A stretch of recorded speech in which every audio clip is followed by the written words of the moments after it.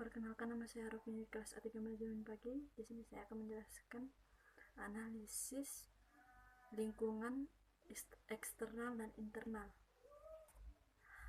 Manajemen strategi perubahan merupakan keputusan manajerial dan kegiatan-kegiatan yang mengarah pada penetapan kinerja jangka panjang organisasi yang meliputi analisa lingkungan internal dan eksternal, disertai perumusan visi dan misi serta tujuan organisasi guna menghadapi lingkungan tersebut. Lingkungan di sini termasuk dalam lingkungan eksternal dan internal perusahaan. Kemajuan suatu usaha merupakan tujuan penting dalam suatu organisasi atau perusahaan. Berbagai strategi dan upaya-upaya yang berorientasi untuk memajukan usaha tersebut tentunya tidak pernah lepas dari kegiatan ataupun usaha manajemen dalam mengatur serta mengendalikan usaha-usaha guna mencapai tujuan yang telah ditetapkan. Lingkungan internal, definisi yang populer mengidentifikasi lingkungan sebagai segala sesuatu yang berada di luar batas organisasi. Secara garis besar, sebuah perusahaan akan dipengaruhi oleh lingkungan perusahaan, di mana lingkungan tersebut dapat dibagi dalam dua bagian besar, yaitu lingkungan eksternal dan lingkungan internal. Faktor internal mencakup kekuatan dan kelemahan internal perusahaan itu sendiri. Lingkungan internal dibagi menjadi dua, memiliki dua variabel, yakni kekuatan strength atau kelemahan weakness. Yang kedua, mencakup semua unsur bisnis yang ada di dalam perusahaan, seperti struktur organisasi perusahaan dan budaya perusahaan dan sumber daya. Tujuan analisis lingkungan adalah untuk dapat mengerti dan memahami lingkungan organisasi sehingga manajemen akan dapat melakukan reaksi secara tepat terhadap setiap perubahan.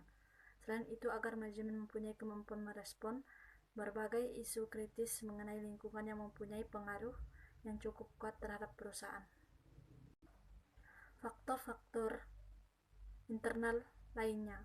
Yang pertama, menjunjung nilai-nilai luhur, standar, etika, moral, ilmu, pengetahuan, dan profesi. Yang kedua, membantu pengembangan manusia secara optimal, baik lingkungan, pendidikan, maupun masyarakat. Yang ketiga, mengembangkan ilmu secara bertanggung jawab dan keseimbangan serta menjadikan budaya belajar. Yang keempat, mengembangkan ilmu bagi kepentingan dan kesejahteraan umat manusia tanpa membedakan agama atau suku bangsa. Yang kelima, memperlakukan manusia sesuai dengan martabat dan hakikatnya. Selanjutnya, analisis lingkungan eksternal. Lingkungan eksternal adalah semua elemen di luar organisasi dan yang relevan untuk operasi. Unsur-unsur di luar organisasi sulit dikendalikan namun berpengaruh terhadap organisasi. Organisasi tidak dapat berdiri sendiri atau input atau bahan baku, tenaga kerja, dan energi dari lingkungan eksternal yang mengubah menjadi produk atau jasa sebagai output.